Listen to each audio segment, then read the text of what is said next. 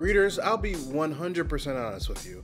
I had no idea what I was getting into when I decided to watch Barbarian for the first time. I was one of those individuals whose first opinion about the movie was that it was going to be about a woman who needed to safeguard herself because she was in a situation involving a man she doesn't know that seemed incredibly sketchy, and it didn't help at all that the man in question was played by Skarsgård number 3 of 15, nicknamed the Creepy One. Like, I've never used Airbnb before, and the combination of wannabe real estate owners only buying homes to be Airbnb properties in the middle of a housing crisis and the whole there are hidden cameras in the bathrooms thing kind of turned me off forever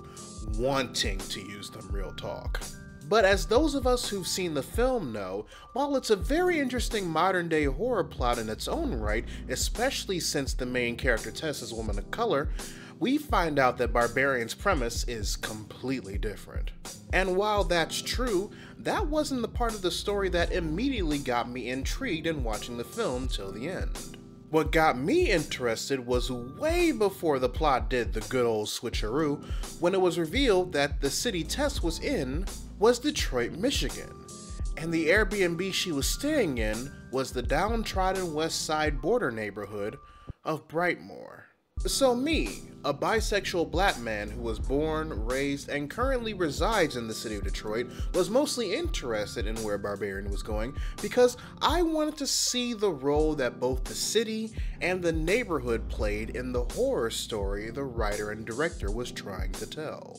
And for today's lesson, while I don't want to necessarily focus on the initial plot of the film, I do want to talk about what the film succeeds and fails at in capturing elements about the history of the city, its neighborhoods, and the offspring of white people that used to call it home but abandoned it during one of the longest stints of white flight in American history.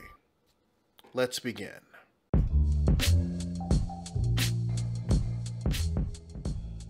Hey readers, Laron here, offering you analysis and perspective of your favorite bits of geek and pop culture media. If it wasn't obvious from the intro, this video will in fact contain spoilers for the movie Barbarian. It's currently available to stream on HBO Max. I refuse to call it just Max. So give it a watch if you haven't seen it yet and don't want me to spoil pivotal points of it for you in this video. Other than that, if you end up liking what I'm putting down after this video is done, there are multiple ways you can show some love. If you want to help financially support the channel, you can join my Patreon. There are multiple tiers starting at $1 that give you access to my written articles and videos across every channel, copies of my video scripts, discount codes to my merchandise store, and a whole lot more. Also, make sure you subscribe to the channel, turn on notifications, and subscribe to my Substack newsletter. Not only is it the home for all of my written editorials, opinion pieces, and reviews for film and television after they debut on Patreon, but you'll also get an actual heads up whenever I post a new video on both Readus 101 and Readus 201, 5 minutes after their release. That's the syllabus. Now, on to the lesson. So, what is a white flight? Also known as a white exodus, a white flight is either a sudden or a gradual migration of white identifying citizens from areas that have become or are about to be more racially and ethno-culturally diverse. The term white flight actually came from Africa, referring to white folks from Britain and Europe leaving parts of the continent in droves post-colonization when enough of the native population utilized violence and both anti-colonial and anti-white state policies against them. And we love that for them. As we know the phrase to be used here in America, however, as I explained briefly in my video on the Netflix film They Cloned Tyrone, a good chunk of the migration caused by a white flight / exodus is due to white folk feeling threatened by an influx of African Americans fleeing the Jim Crow South. While Oakland, California is one of these cities that come to mind just as easily as Detroit, Michigan, other Midwestern cities like Cleveland, Ohio, Chicago, Illinois, and Kansas City, Missouri also experienced a white flight from Black Southern migration. using population pressure and safety as scapegoats for the reasons lots of white families that were middle class and higher left said cities proper for the adjacent, more quote-unquote safeguarded suburbs. As we moved in, white folks moved out because they were afraid of what our families represented. And I always stop there when I talk about this out in the world because, you know, I want to remind white folks that y'all were running from us. And as those white families moved out of inner city neighborhoods, governmental programs both consciously and subconsciously supported them. Yes, there was the Homeowners Loan Corporation and the National Housing Act of 1934 that kept the green and blue inner city neighborhoods populated by mid and upper class white families segregated and separated from the yellow and red before the Fair Housing Act of 1968 put an end to it. But 12 years before that happened, the Federal Aid Highway Act of 1956, combined with the low-cost mortgages via the GI Bill, helped those white families leave the city for suburban areas, taking tax payments away from adjacent inner cities, but allowed them to keep their inner city jobs because they were quickly accessed by said highways. Meanwhile, the HOLC and the NHA kept black folk from doing the same thing. And some of these highways were used as dividing lines to deliberately cut off inner city black neighborhoods from goods and services, while the ones that were already here before the divide would eventually go out of business and the property be bought up by wannabe mega churches. Then there's real estate agents wanting in on the suburban craze and utilizing blockbusting as a strategy to get white families to sell their homes. Because the National Association of Real Estate Boards' 1924 Code of Ethics was the one that planted the idea that black folk moving into a white neighborhood would ruin the property value in the first place,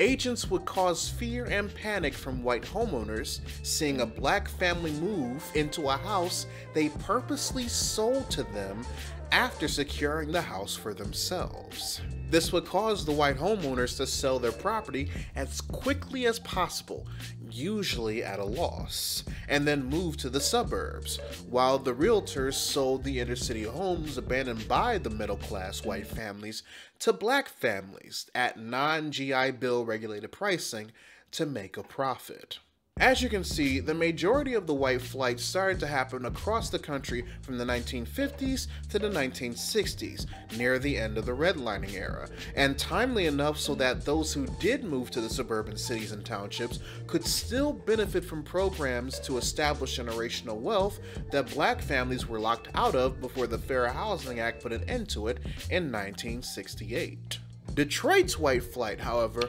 is a bit more prominent and lasted longer than other cities this period due to the riot of '67. So much built up to the riot: police brutality and corruption in redline black neighborhoods, job loss and discrimination against black workers when auto plants relocated to the suburbs, housing projects for the city's black residents, and white citizens in green and blue zones complaining about it at every turn. A lot of problems that, speaking as someone who was born, raised, and lived in Detroit in the entirety of the 1990s and 2000s, have been extremely slow to be fixed. But the reason why Detroit's white flight extends past the time that other cities had theirs is because white folk used the riot of '67 as the perfect excuse to finally leave the city proper. 173,000 white citizens left the city immediately after the riot from '67 to '69. Nice. Then, between 1970 and 1980, over 300,000 of them left for the suburbs. And, as I need to remind you, a lot of those suburban cities and townships, even near the beginning of the Fair Housing Act, had people and policies in power that made sure that the most black folk and other people of color could do was visit. And even then, for some of them, their welcome was worn out by sundown. This is what Barbarian is implying happened with the real Detroit neighborhood of Brightmoor during the 1980s. That it was once a white-only blue zone at best. Blue meant middle class and green meant upper on the HOC redlining maps. Then, thanks to the combination of the Detroit riots in 1967, and then the signing of the Fair Housing Act a year later allowing black citizens of Detroit to move in, the predominantly white residents of Brightmoor participated in the Detroit white flight that lasted until the 1980s and abandoned ship to that of Redford, Livonia, Dearborn, Farmington Hills, Ferndale, Southfield, Royal Oak, and other surrounding Metro Detroit suburban cities and townships. Meanwhile, thanks to the multiple factors that resulted in inner city neighborhoods being cut off from jobs, goods and services, and other means that all also migrated to the suburbs, Brightmoor became a blight. What sucks is that it's the perception of these series of events and the very nature of this form of segregation, a la the NHA and the HOOC, that have shaped so many opinions about not just the Brightmoor community, but about the city of Detroit itself, both inside and out. As you would expect, those white citizens that abandoned Detroit for the suburbs, both during the time that other cities had their initial white flights in the 1950s and the 60s, and those that were generated from the 70s and 80s due to the 67 riots, would continue to live in said suburbs, while only commuting to Detroit for their jobs, and whenever the Detroit Tigers and the Detroit Red Wings had a home game.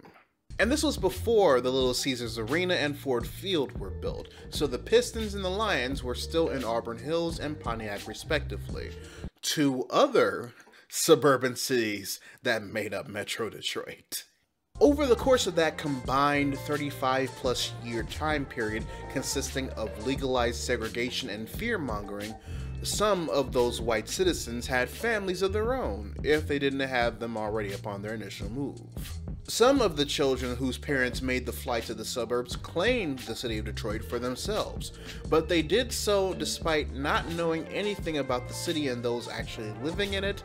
its and their struggles, or making the active choice to live there, real talk. They only ever entered it to go to Tiger Stadium in Corktown and Joe Louis Arena in downtown for baseball and hockey respectively back when those stadiums existed. Others, thanks to the fabricated stories about how the crime rates were and the fear-mongering that conservative racists fed their parents during the 67 riots regarding how the inner city dangers would potentially reach their safe and secure suburban lifestyle, feared the city as a whole. They would avoid it completely if they could, holding their purses tight with every moment they spent there if they had no other choice but to go.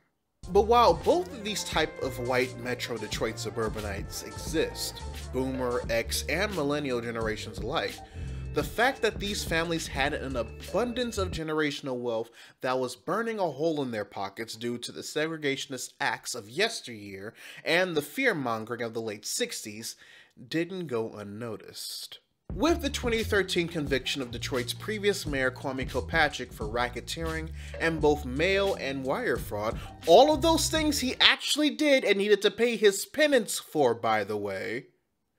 along with the election of Mike Duggan as Kilpatrick's replacement that same year, getting the offspring of the white suburbanites who left Detroit during its white flight to move back via the gentrification of downtown Detroit and its immediate surrounding neighborhoods seemed to be the main priority. Downtown Detroit, Midtown Detroit, even the historic Irish neighborhood of Corktown, nearly every neighborhood centered around business and entertainment venues, Rocket Mortgage, Fox Theater, Ford Field, Comerica Park, Greektown Casino, Motor City Casino, MGM Grand Casino, and even the land surrounding the future home of the Little Caesars Arena, where both the Detroit Pistons and Red Wings would be playing basketball and hockey games respectively from now on, got developed and redeveloped in order to lure in the offspring of white flighters, willing to pay bank for the likes of either newly constructed or completely renovated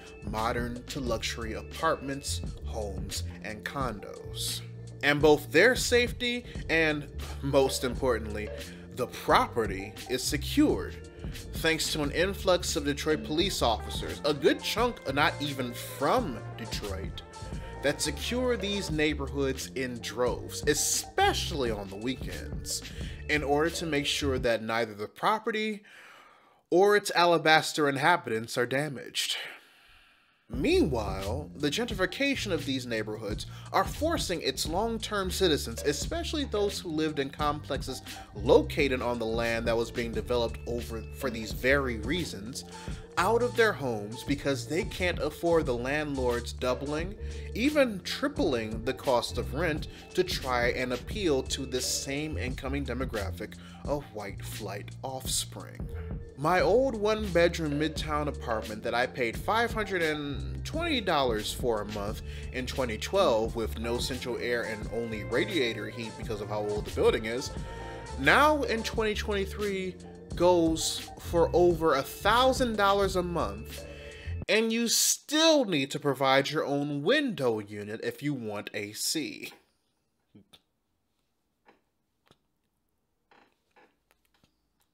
Not to mention that the inner city neighborhoods that have been ravished by the segregationist days of Herbert Hoover and redlining are not being revitalized as quickly as the surrounding downtown neighborhoods are, and are just as impoverished, if not a few steps above it, as Barbarian depicts the neighborhood of Brightmoor. And surprising no one, the offspring of white flighters stay away from those neighborhoods for the same racist, classist, and privilege-based reasons their parents possibly avoided Detroit altogether while living either part of or their entire lives in the suburbs. I know this because I've witnessed suburban white millennials that have these same mixed implications about Detroit and saw their grand suburban upbringing that brought about their opinions about a lot of things firsthand as a student in Detroit's in-city college, Wayne State University. All because I stayed in the dormitories my freshman year and became acquaintances of a good amount of them back when I dealt with internalized racism and sought white acceptance. Which is why when Tess told the woman she was being interviewed by that she was staying in Brightmoor, and she reacted the way that she did, I could literally feel my blood pressure rise in anger because of how accurate her portrayal of a white flight child was. No, you shouldn't be there. What do you mean? That's not an Airbnb in Brightmoor. I don't hate women. I hate that bitch. Now, don't think that I just revealed all that history about Detroit just to talk shit about that one character who, in my opinion, is a great representative of the type of white flighter offspring that the city is trying to reclaim now that they have their family's money to spend. Because Barbarian has another character that proves to be another product of Detroit's white flight that I can't stand. And it's honestly way more dangerous. What up, faggot? AJ Gilbride, played by Justin Long, has multiple layers of this overtly privileged Detroit versus everybody but I was born and raised in Royal Oak ass mindset embedded in his character, while also being a great depiction of what happens when outside forces come into the city of Detroit that could care less about it and only about the profit their in-city investments make. While the movie never says it outright, AJ was a born and raised Metro Detroit suburbanite, with parents that gained generational wealth from the city's extensive 30-plus year white flight period. They accumulated generational wealth from the suburbs being listed as green and blue zones that constantly invested in their communities and locked out people of color from the same opportunities in which the I-75, I-94, and I-96 freeways allowed them to access the city proper in order to keep their jobs but not have to pay Detroit taxes. And in doing so, AJ was able to purchase, more than likely with his parents' money, the Brightmoor home that the film's villain Frank resided in, which he lost more than likely due to a foreclosure from the same recent overtaxation scandal that resulted in my mother losing my childhood home despite my parents fully paying off both the mortgages they took on the house before their divorce. If you want a video to watch on how Detroit got away with that one, I highly recommend you watch Abigail Thorne's video on the subject on PhilosophyTube once you're done here. The privilege portion that's embedded in his character is because of Detroit's law regarding owning an Airbnb in the city, that, along with regular inspections and constant approvals by the City of Detroit Buildings, Safety Engineering, and Environmental Department, the home must be your primary residence in order to list it. But as we see in Barbarian, AJ's primary residency is in Los Angeles because he was an actor making a name for himself until the co-star of the pilot he was pitching filed a sexual assault charge against him and he was fired from it before the series was ordered. AJ only purchased this house, just like a slew of the current wave of landlords across the country, primarily as a source of income, with no regards to the actual property or the tenants inside, let alone the very city. If he did, he would have known that Frank's handmade catacombs were on the grounds way sooner than discovering them 2 weeks after Keith's death and Tessa's capture. If anything, he would have learned about it during the initial renovation of the property, from what it looked like when Frank lived there to what it looks like at the time of Tessa's stay, if he actually gave a fuck. And what reinforces all of this, while also making him no better than the foreign investors that were looking to scoop up land within the city dirt cheap after the city filed for Chapter 9 bankruptcy in 2013, is where his mind immediately went the moment he discovered Frank's catacombs in the first place. Can underground rooms be listed as square footage? And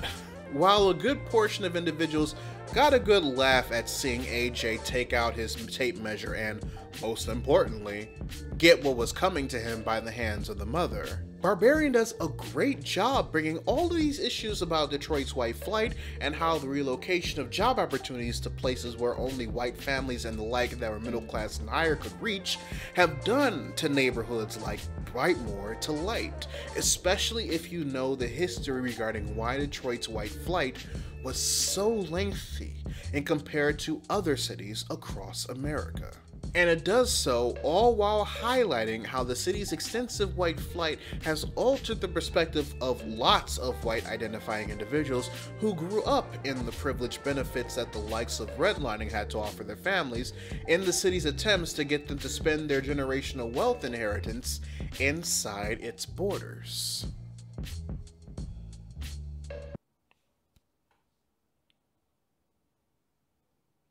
There's just one problem, though. Yes, there's accuracy in Barbarian's depiction of how the city of Detroit and its predominantly black neighborhoods suffered from evolved forms of segregation, and it especially succeeds in showing how parts of it are viewed by the suburban children of the Caucasians that abandoned it when people of color began to move next door to their parents and grandparents. However, the reason why the neighborhood of Brightmoor is the way that it is isn't as black and white as Barbarian makes it out to be. As a matter of fact, it wasn't that white to begin with.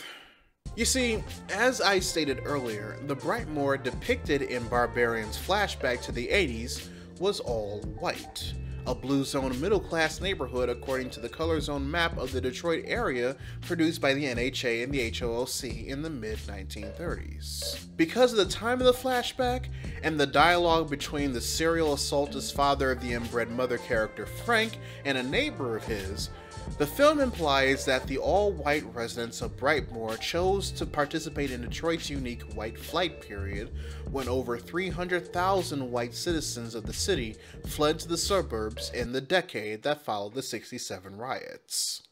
Neighborhood's going to hell, Frank.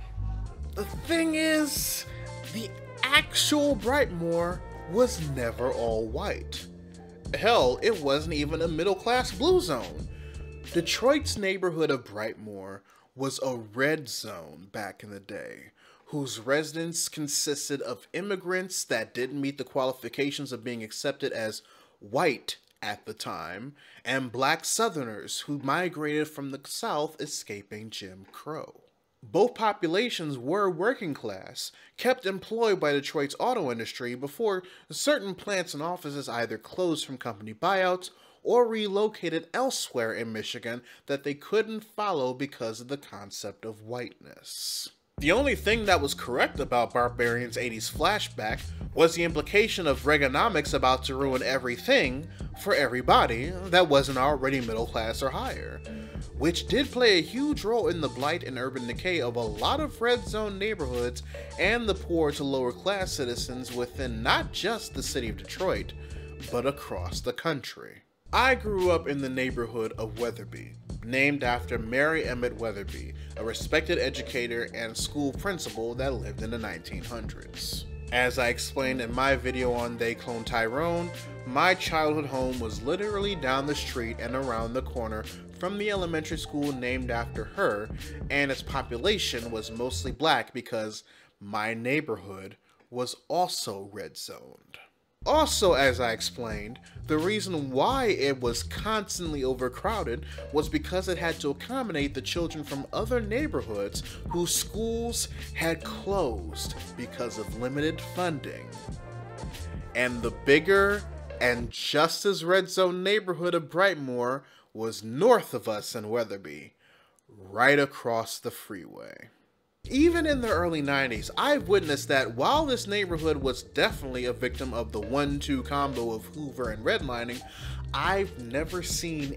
any indication of it being a blue zone neighborhood that was abandoned by the white people that once lived there. But even if I didn't have that first-hand knowledge of growing up next door to the neighborhood and visiting it frequently via family car rides and to see friends,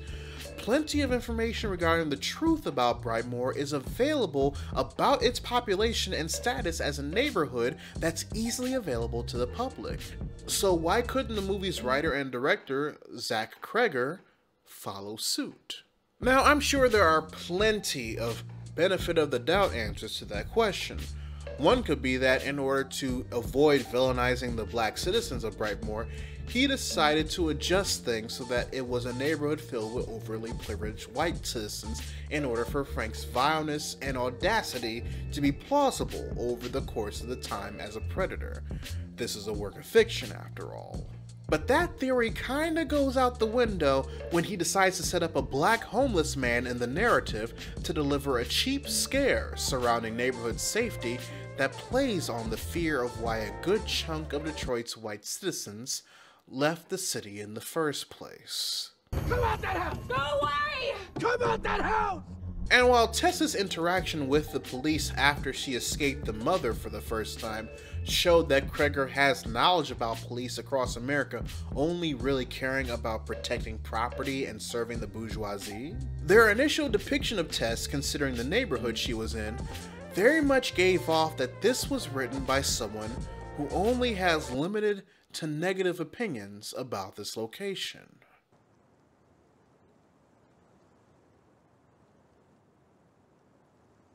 But maybe there's a bit of unfortunate truth behind why Zach did what he did to Brightmoor for Barbarian. That maybe this white kid born and raised in Arlington, Virginia, who, through either his own means or that of his parents, was able to move and live in Brooklyn, New York, only to eventually help form the sketch comedy group The Whitest Kid You Know, only kept Detroit in mind because whatever amount of time he spent there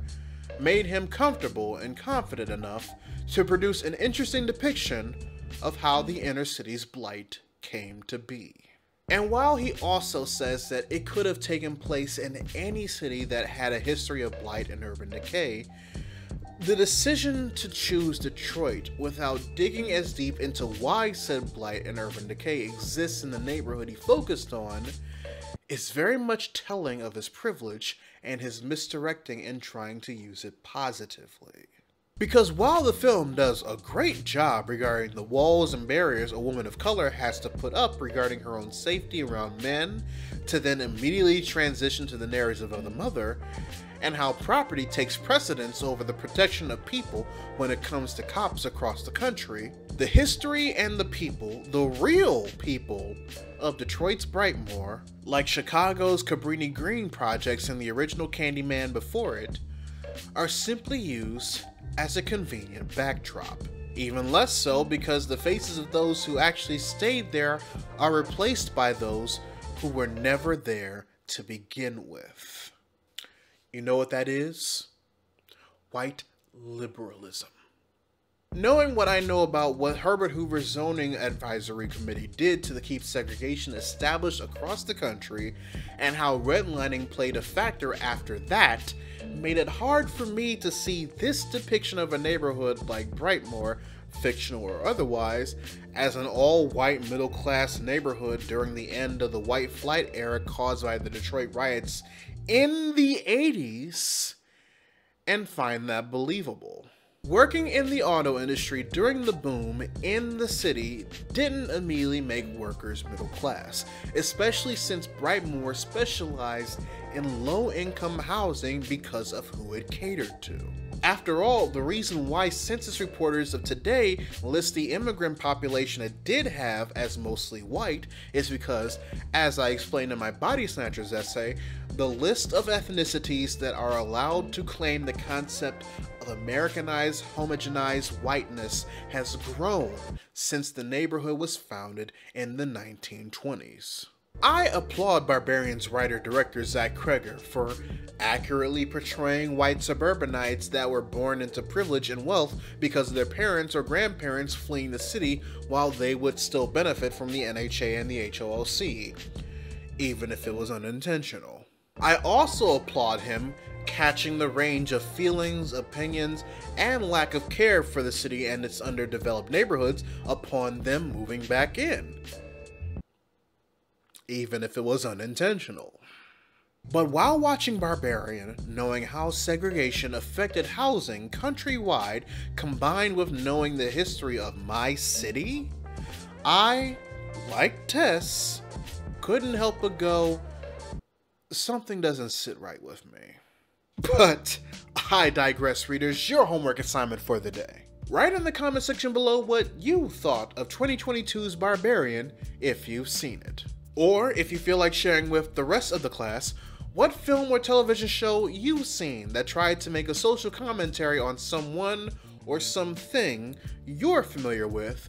only for them to go a bit too liberal on the details in order to make their point. Whichever question you decide to answer, I'd love to know your thoughts. A huge shout out to my patrons, both big and small, for helping make this channel possible. Make sure you check out the card at the end of the video to join, or click the link to it or any of my affiliates in the description box below. But until then, this is Readus 101.